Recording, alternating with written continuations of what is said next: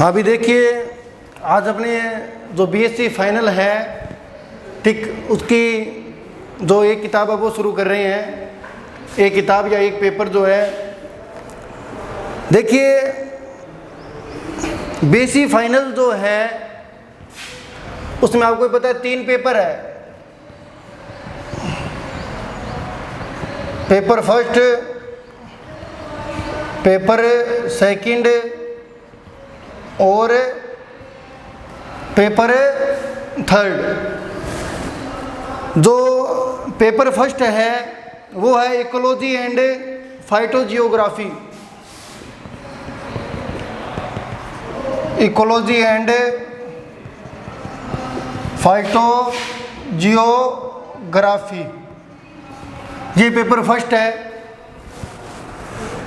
जो सेकंड है वो है plant physiology and biochemistry.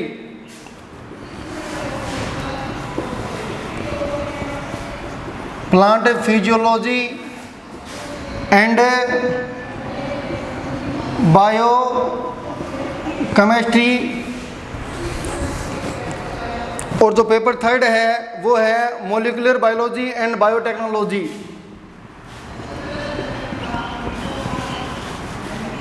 Molecular bio and biotechnology. तो बीएससी पार्ट थर्ड में जो बॉटनी है उसमें 3 पेपर है, ये आपको पता ही है, 3 ही होते हैं, फर्स्ट, सेकंड और थर्ड। और इनके नाम मैंने आपको आगे लिख दिए हैं। अपने जो किताब या जो पेपर शुरू करेंगे ना वो ये है, मॉलिक्यूलर बायोलॉजी एंड बायोकेमिस्ट्री। ठीक, तो अपने ये पेपर शुरू करेंगे, पेपर थर्ड, जिसका नाम है molecular bio and biochemistry, sorry molecular bio and biotechnology. देखिए इसमें 5 यूनिट है, भी ये आपको पता ही है।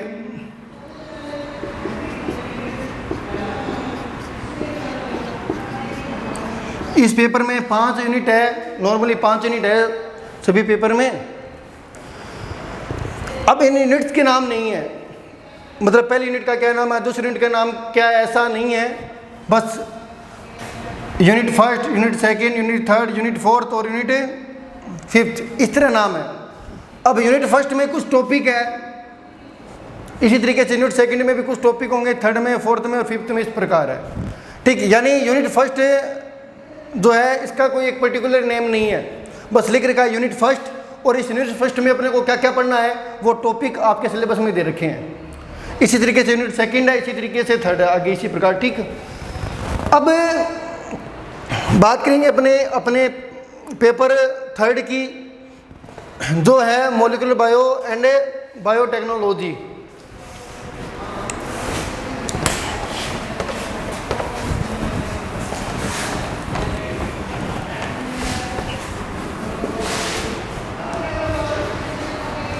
तो पार्ट फर्स्ट शुरू कर रहे हैं अपने किसका,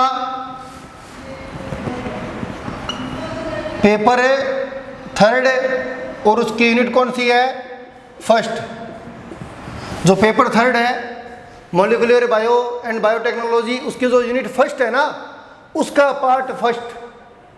ठीक, तो इस पेपर की जो पहली यूनिट है उसका पार्ट फर्स्ट आज अपने शुरू कर रहे हैं, यानी ये पहला ही वीडियो है। सबसे पहले देखिए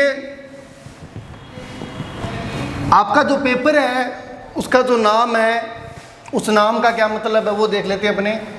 पेपर थर्ड है आपका, और नाम बताया मैंने आपको मॉलिक्यूलर बायो एंड बायोटेक्नोलॉजी। एक बात और, अगर आपको कोई टॉपिक से संबंधित दिक्कत आ रही है तो आप मुझे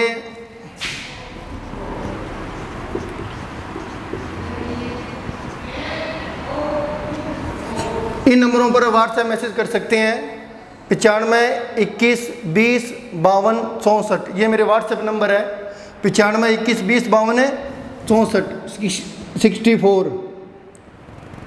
इन नंबरों पर आप व्हाट्सएप मैसेज कर सकते हैं या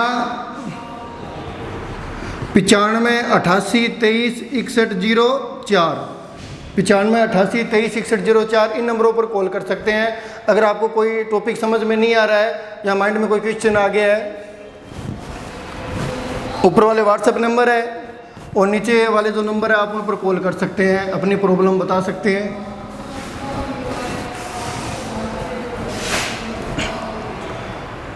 molecular bio and bio technology, ये अपना पेपर है 3rd। देखिए पहले इनका मतलब समझते हैं, मॉलिक्यूलर बायो और बायोटेक्नोलॉजी का क्या मतलब है। मॉलिक्यूलर बायो एक्चुअल में आपके सिलेबस में है ही नहीं, बस किताब, ये पेपर का नाम दे रखा है मॉलिक्यूलर बायो। ठीक, मॉलिक्यूलर बायो पेपर 3rd का नाम है, मॉलिक्यूलर बायो एंड बायोटेक्नोलॉजी। यानी ये जो मॉलिक्यूलर बायो जो वर्ड है ना, पेपर 3rd में ये वर्ड यूज हुआ है। आ गया बायोटेक्नोलॉजी। तो मॉलिक्यूलर बायो एक्चुअल में आपके है ही नहीं। क्यों नहीं है? देखिए अपने को कैसे पता चले कि मॉलिक्यूलर बायो अपने सिलेबस में नहीं है, लेकिन पेपर का नाम दे रखा है molecular bio and bio technology, यानी तो मॉलिक्यूलर बायो तो होनी चाहिए लेकिन नहीं है। देखिए मॉलिक्यूलर बायो में अपने पढ़ते क्या है, पहले वो देखिए। डीएनए, आरएनए, ट्रांसक्रिप्शन है, ट्रांसलेशन है, रेप्लिकेशन है, ये सब चीज़ें हैं ना अपने मॉलिक्यूलर बायो में पढ़ते हैं। आपने सेकेंड ईयर में पढ़ा है, सेकेंड ईयर में आपके एक्चुअल में मॉलिक्यूलर बायो है। ठीक, जिसमें अपने DNA, RNA, transcription, replication, translation ये पढ़ते हैं। ठीक, अब की बार जो है ना, इनमें से सिर्फ 1-2 टॉपिक ही आपके, जैसे डीएनए रेप्लिकेशन हो सकता है, डीएनए रेप्लिकेशन। मॉलिक्यूलर बायो में तो बहुत सारी चीज़ें आती है, डीएनए के प्रकार, डीएनए के structure, Watson Crick model, RNA के प्रकार, इसी प्रकार ट्रांसक्रिप्शन, ट्रांसलेशन, रेप्लिकेशन, ये सब मॉलिक्यूलर बायो में है।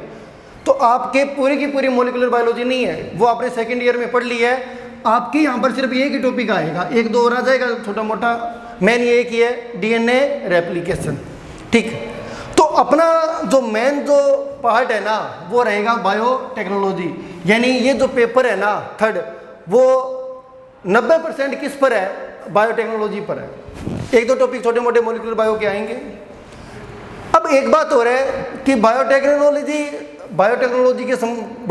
को समझने के लिए अपने को मॉलिक्यूलर बायो का नॉलेज होना ही चाहिए। ठीक है, तो जब भी अपने बायोटेक्नोलॉजी पढ़ते हैं तो उससे पहले मॉलिक्यूलर बायोलॉजी का जो बेसिक है वो अपने को पता होना चाहिए, और वो आपने सेकेंड ईयर में कर लिया है। ठीक है, तो नॉर्मली ये जो वर्ड्स है ये साथ में ही आते हैं। ठीक, मॉलिक्यूलर बायो एंड बायोटेक्नोलॉजी। ठीक, क्योंकि बायोटेक्नोलॉजी तभी समझ में आएगी जब आपको किसका बेसिक पता हो, मॉलिक्यूलर बायो का। तो ये मॉलिक्यूलर बायो एंड बायोटेक्नोलॉजी, इस तरीके से ये आपका पेपर 3rd हो गया है। ठीक, आगे देखिए मॉलिक्यूलर बायो के बारे में तो मैंने आपको बता दिया। ठीक, कि इसमें ये सब आता है और सेकेंड ईयर में आपने पढ़ा है। 1-2 टॉपिक हैं जैसे डीएनए रेप्लिकेशन, वो फाइनल में भी आपके। ठीक, मेन जो रहेगा वो रहेगा अपना बायोटेक्नोलॉजी।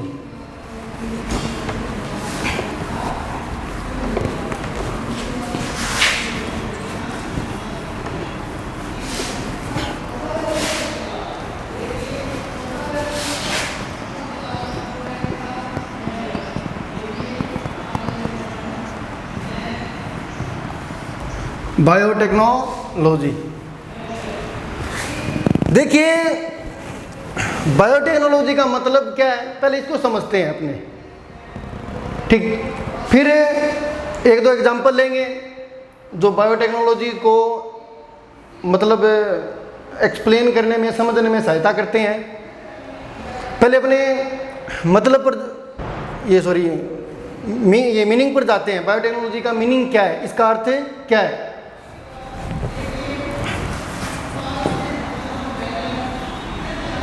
देखिए, बात करें अपनी मीनिंग की, अर्थ की, कि बायोटेक्नोलॉजी में होता क्या है। ठीक, यहाँ पर दो वर्ड है, बायो और टेक्नोलॉजी। ठीक, बायोटेक्नोलॉजी दो वर्ड है यहाँ पर, दो शब्द हैं। देखिए, जब अपने बायोटेक्नोलॉजी को परिभाषित करते हैं, डिफाइन करते हैं, तो कोई अच्छी सी परिभाषा अपने सामने नहीं आती है। ठीक, अलग अलग किताबों में अलग अलग जो बायोटेक्नोलॉजिकल रिसर्च सेंटर है उनके द्वारा अलग अलग तरह की परिभाषाएं दी गई है, कोई एक यूनिक डेफिनेशन नहीं है। ठीक, जैसे यूरोपियन फेडरेशन ऑफ बायोटेक्नोलॉजी वो अलग परिभाषा देता है, जो जापानीज बायोटेक्नोलॉजी है वो अलग परिभाषा देता है, तो एक यूनिक डेफिनेशन नहीं है। तो इसलिए मतलब थोड़ी सी कॉम्प्लेक्सिटी आ जाती है कि अपनी कौन सी परिभाषा याद करें, कौन सी जो डेफिनेशन है उसको समझे। और थोड़ी सी कॉम्प्लेक्स भी होती है, जो परिभाषा है, जो डेफिनेशन होगी बायोटेक्नोलॉजी वो थोड़ी सी कॉम्प्लेक्स होगी, उसको याद करने में या आपके अकॉर्डिंग रट्टा लगाने में दिक्कत आएगी। ठीक, तो इसको अपने थोड़ी अपने सिंपल वे में देखते हैं कि बायोटेक्नोलॉजी का मतलब है क्या है। देखिए,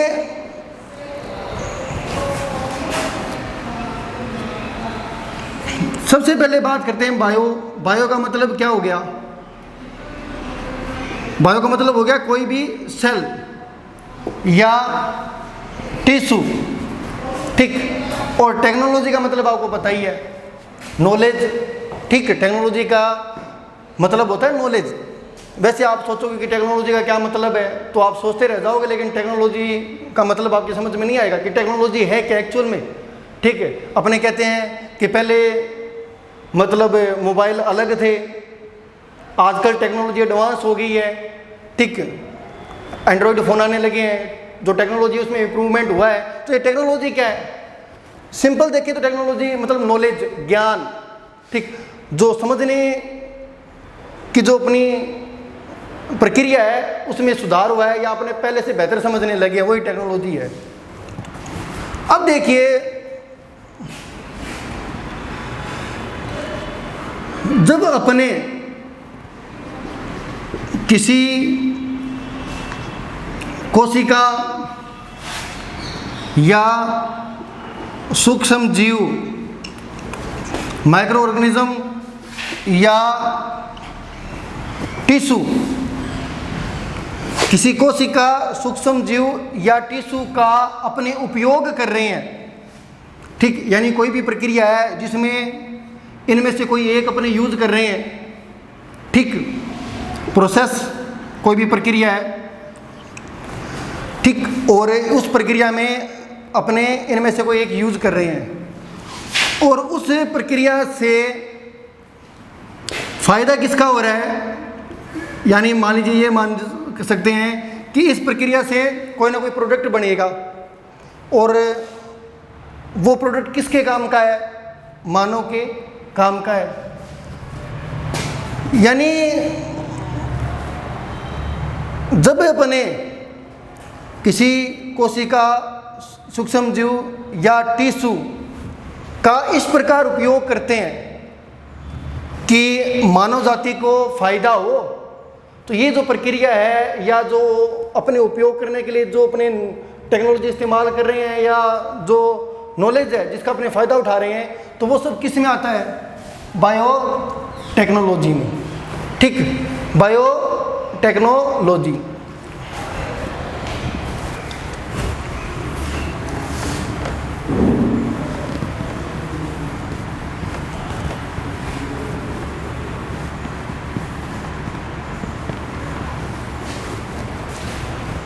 तो बायोटेक्नोलॉजी को अपने इस प्रकार भी कर सकते हैं डिफाइन, जीव विज्ञान की वह शाखा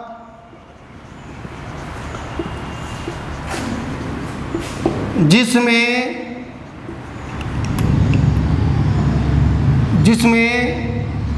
मानव अपने फायदे हेतु सेल, माइक्रो ऑर्गेनिजम्स या टिश्यू का उपयोग करता है। जीव विज्ञान की वह शाखा जिसमें मानव अपने फायदे हेतु कोशिका, सूक्ष्म जीव या किसी उत्तक का उपयोग करता है। देखिए ये भी जो डेफिनेशन है ना वो टेक्निकली सही नहीं है, सिर्फ ये समझने के लिए मैंने आपको बताया कि अपने इस तरह बायोटेक्नोलॉजी को डिफाइन कर सकते हैं, ठीक है। क्योंकि जो इसकी जो टेक्निकल डेफिनेशन होगी ना वो समझने में दिक्कत आएगी, मतलब उसको अच्छे तरीके से रटना ही पड़ेगा, तब जाकर आप उसको लिख सकते हो। मैंने आपको सिंपल बताया है कि आप ये जो मैंने डेफिनेशन बताई है इसको आप समझ सकते हो, लेकिन ये टेक्निकल डेफिनेशन नहीं है, ठीक। गलत भी नहीं है लेकिन टेक्निकली सही भी नहीं है, क्योंकि जो टेक्निकल डेफिनेशन है वो थोड़ी सी कॉम्प्लेक्स है, ठीक। और वो डेफिनेशन नॉर्मली आती ही नहीं है तो अपने उस पर बात ही नहीं करेंगे, ठीक। और आपके सिलेबस में अगर दी हुई है तो वो देख लेंगे, आपको बता देंगे। तो अपने सिर्फ नॉर्मल बात कर रहे हैं, बायोटेक्नोलॉजी को सिंपल तरीके से डिफाइन करने का प्रयास कर रहे हैं। उदाहरण लेते हैं, उदाहरण से आप और अच्छे तरीके से समझ जाओगे। देखिए उदाहरण लें, एक और मैं आपको बताता हूँ थोड़ा अलग तरीके से बायोटेक्नोलॉजी को। कोई भी तकनीक अपने यूज करें, कोई भी टेक्निक अपने यूज कर रहे हैं और उस टेक्निक में अपने किसी उपयोग में ले रहे हैं, सूक्ष्म जीव या सेल या टिश्यू, कोई भी तकनीक जिसमें ये अपने काम में ले, सूक्ष्म जीव, कोशिका या उत्तक, और इससे किसका फायदा हो, मानव का फायदा हो, बेनिफिट हो, तो ये प्रक्रिया किस में आएगी, बायोटेक्नोलॉजी में आएगी। अपने इस तरह भी इसको एक्सप्लेन कर सकते हैं, सिंपल है, ठीक। एक उदाहरण भी लेते हैं अपने इसका।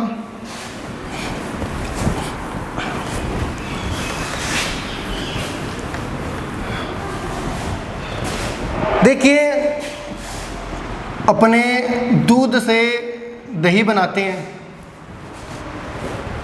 दूध से दही बनाने की प्रक्रिया में आपको पता है कि बैक्टीरिया भाग लेते हैं, ठीक है। लैक्टोबैसिलस, कौन से बैक्टीरिया है, लैक्टोबैसिलस। दूध से दही बनता है। अब देखिए पहली बात कि दूध से जो दही बन रहा है ना उसमें अपने कोई ना कोई माइक्रो ऑर्गेनिज्म ले रहे हैं, सूक्ष्म जीव ले रहे हैं, और वो है बैक्टीरिया, नाम है लैक्टोबैसिलस। दूसरी बात, दूध से दही बनाने की तकनीक भी है, ठीक। तकनीक का मतलब है कि हर कोई दूध से दही नहीं बना सकता, थोड़ा सा नॉलेज चाहिए, ठीक। थोड़ा सा नॉलेज चाहिए लेकिन नॉलेज चाहिए, ठीक। नॉलेज का मतलब है कि अपने जो भी जावन लगाते हैं, जावन कितना लगाना है, कम लगा दिया, ज़्यादा लगा दिया, कम लगा दोगे तो दही नहीं बनेगा, ज़्यादा लगा दिया तो दही खट्टा हो जाएगा, ठीक। टेम्परेचर कितना रखना है, गर्मियों में अपने फ्रीज में रख देते हैं कुछ समय के लिए, सर्दियों में आपको पता ही अपने क्या करते हैं कि दही अच्छे से जमे, तो वो थोड़ा सा नॉलेज चाहिए, और उस नॉलेज को उन्होंने क्या कह दिया, टेक्निक। तो दूध से दही बनाने की जो प्रक्रिया है ना इसमें नॉलेज चाहिए यानी टेक्निक होगी, और इसमें कोई सूक्ष्म जीव भाग ले रहा है, तो ये भी किसका एग्जाम्पल हो गया, दूध से दही बनाने की प्रक्रिया का जो एग्जाम्पल है वो भी किसका हो गया, बायोटेक्नोलॉजी का हो गया। और एक बात और बताई थी कि मानव जाति का फायदा हो, मानव का फायदा हो, तो मानव का तो आपको पता ही है फायदा होता है, दही में पोषक तत्व होते हैं, आपको पता ही है, या दही हेल्थ के लिए अच्छा होता है, ठीक। एक एग्जाम्पल ये हो गया। एक एग्जाम्पल और लेते हैं। देखिए ये जो मैंने एग्जाम्पल लिया ना, ये प्रिमिटिव बायोटेक्नोलॉजी का है, प्रिमिटिव बायोटेक्नोलॉजी, पुरातन बायोटेक्नोलॉजी, मतलब ये जो है प्रोसेस है ये बायोटेक्नोलॉजी में ही है, लेकिन ये पुराने समय से चली आ रही है। ठीक है। जो मॉडर्न बायोटेक्नोलॉजी है ना, उसमें अपने इन चीज़ों पर डिस्कस नहीं करते हैं या ऐसे उदाहरण पर डिस्कस नहीं करते। एक एग्जांपल और लेता हूं मैं, ठीक, जो आपको बायोटेक्नोलॉजी का लगेगा नहीं लेकिन है वो बायोटेक्नोलॉजी का। IVF टेक्निक आपने सुनी होगी, इन विट्रो फर्टिलाइजेशन। देखिए,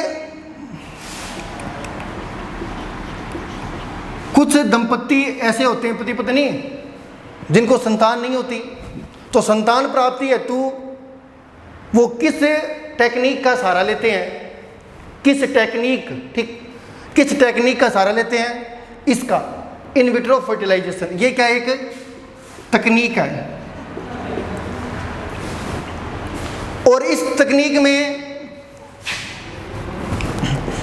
जो काम में लिए जाते हैं वो कौन है, स्पर्म और ओवम, और ये दोनों क्या है भी, हैप्लॉइड सेल्स है, ठीक। तो इन विट्रो फर्टिलाइजेशन एक तकनीक है, ठीक, जिन कपल के या जो भी दंपत्ति है जो सामान्य प्रक्रिया से संतान उत्पन्न करने में सक्षम नहीं है, वो इस तकनीक की सहायता लेते हैं, ठीक। और इस तकनीक में काम में या यूज में किसे लेते हैं, या जो भी प्रक्रिया है उसमें महत्वपूर्ण रोल किसका होता है, स्पर्म और ओवम का। और ये क्या है, हैप्लॉइड सेल्स है। तो मैंने आपको ये बताया कि सेल्स, टिश्यू या सूक्ष्म जीव, तो यहाँ पर सेल्स आ गई, एगोनित कोशिकाएं, ठीक। टेक्निक भी आ गई कि अपने स्पर्म और ओवम का उपयोग करते हुए या इन दोनों को शामिल करते हुए इस टेक्निक के द्वारा अपने क्या बनाते हैं, जाइगोट बनाते हैं, युग्मनज बनाते हैं। और बाद में ये जो जाइगोट है, ये जो फीमेल है उसके यूटेरस में ट्रांसप्लांट कर दिया जाता है। तो देखिए यहाँ पर टेक्निक है, और ये जो टेक्निक है इसमें अपने क्या काम ले रहे हैं, कोशिकाएं, एगोनित कोशिकाएं, ठीक। और फायदा किसका होगा, जो भी दंपत्ति है, दंपत्ति मानव ही है, फायदा तो मानव का ही होगा। यानी जो मतलब दंपत्ति संतान उत्पन्न करने में सक्षम नहीं है, वो इस तकनीक के द्वारा संतान उत्पन्न कर सकते हैं, तो मानव का फायदा होगा।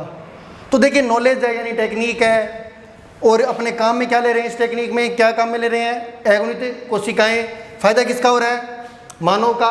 तो ये भी किसका एग्जाम्पल हो गया, बायोटेक्नोलॉजी का, ठीक है, बायोटेक्नोलॉजी का। क्योंकि बायोटेक्नोलॉजी का मतलब बायो का मतलब मैंने आपको बताया था, कोई भी सेल है, माइक्रो ऑर्गेनिज्म है, टिश्यू है, तो ये फ्लूइड सेल रही। टेक्नोलॉजी मतलब नॉलेज, तो ये IVF एक तकनीक है, ठीक। और नॉलेज का मतलब, नॉलेज या तकनीक का मतलब क्या हो गया कि आप घर में ये सब नहीं कर सकते, आपको नॉलेज चाहिए। ये जो टेक्निक है इसको यूज करने के लिए, या जो ये प्रोसेस है, ठीक, इसको सफलतापूर्वक संपन्न करवाने के लिए क्या चाहिए, नॉलेज चाहिए, जो मतलब डॉक्टर होते हैं वही करते हैं। तो ये भी बायोटेक्नोलॉजी का हो गया। एक और एग्जांपल ले सकते हैं अपने,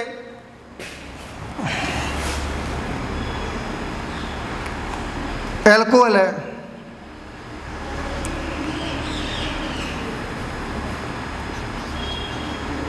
एल्कोहल, इससे क्या बनती है अभी, वाइन, ठीक। एल्कोहल से वाइन बनती है, ठीक, दारू, शराब, मदिरा, जो भी आपको। और आपको पता है कि सॉरी ये गलत बता दिया मैंने आपको, दोबारा देखिए, शुगर का फर्मेंटेशन होता है। क्या होता है,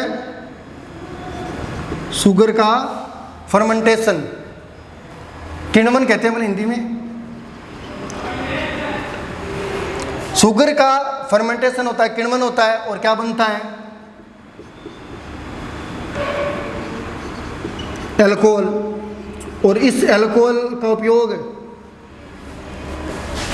ठीक है, वाइन, शराब, दारू बनाने में करते हैं। या आप कह सकते हो कि जो वाइन, शराब, दारू, मदिरा वो एक्चुअल में अल्कोहल ही है, ठीक। तो शुगर का फर्मेंटेशन होगा, किण्वन होगा, और क्या बनेगा? अल्कोहल बनेगा, ठीक। और इस प्रक्रिया में कौन काम आता है अभी? ईस्ट, जो कि एक सूक्ष्म जीव है, सेल है। ईस्ट यूनिसेलुलर होता है, ठीक।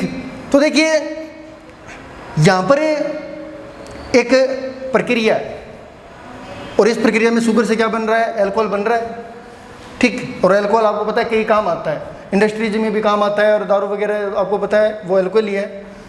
और इसमें एक सूक्ष्म जीव भाग ले रहा है, ईस्ट।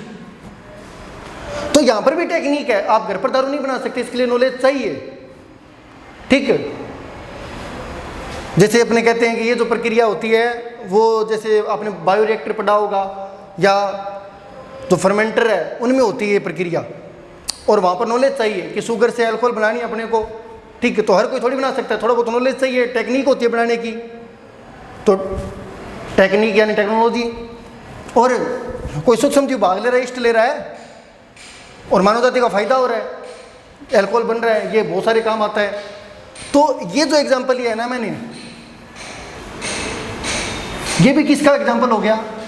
बायोटेक्नोलॉजी का, बायोटेक्नोलॉजी का। तो मैंने आपको यहां पर 3 उदाहरण बताए हैं, ठीक। दूध से दही वाला, शुगर से अल्कोहल जो बनता है वो किण्वन के द्वारा, फर्मेंटेशन के द्वारा, और एक IVF। देखिए ये जो टेक्निक है IVF, ये अपनी बायोटेक्नोलॉजी में पढ़ते ही नहीं है तो बायोटेक्नोलॉजी में ही एक्चुअल में, मतलब ये बायोटेक्नोलॉजी का एग्जांपल है, लेकिन नॉर्मली अपने इसको बायोटेक्नोलॉजी में नहीं पढ़ते हैं, इसको आप जूलॉजी में पढ़ लेते हो, ठीक। जो ह्यूमन रिप्रोडक्शन वाला जो चैप्टर आता है, या ह्यूमन रिप्रोडक्शन से रिलेटेड जो प्रॉब्लम्स है उनमें आप पढ़ लेते हो। ये 2 एग्जाम्पल प्रिमिटिव बायोटेक्नोलॉजी के हो गए, प्रिमिटिव बायोटेक्नोलॉजी के।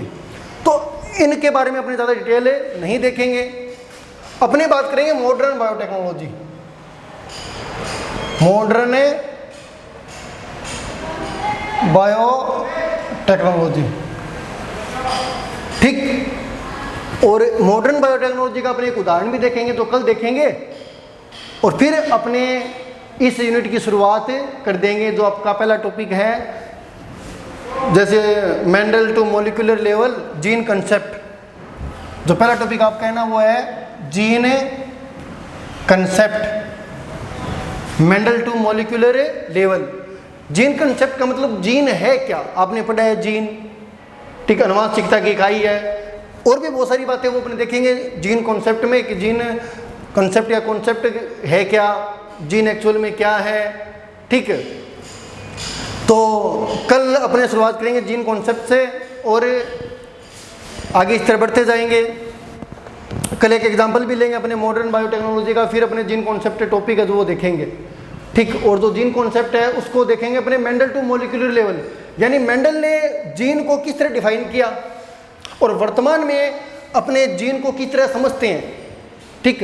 जो जर्नी है, जो यात्रा है, वो अपने देखेंगे, यानी हिस्ट्री देखेंगे कि मेंडल ने जीन को किस तरह डिफाइन किया, और बाद में अनेक साइंटिस्ट आए, उन्होंने जीन को किस तरह डिफाइन किया, या जिनकी क्या प्रॉपर्टीज़ बताई, और प्रेजेंट टाइम में मॉलिक्यूलर लेवल पर जीन को अपने किस तरह परिभाषित करते हैं वो भी अपने देखेंगे। तो आज के लिए इतना ही, बाकी करते हैं अपने कल।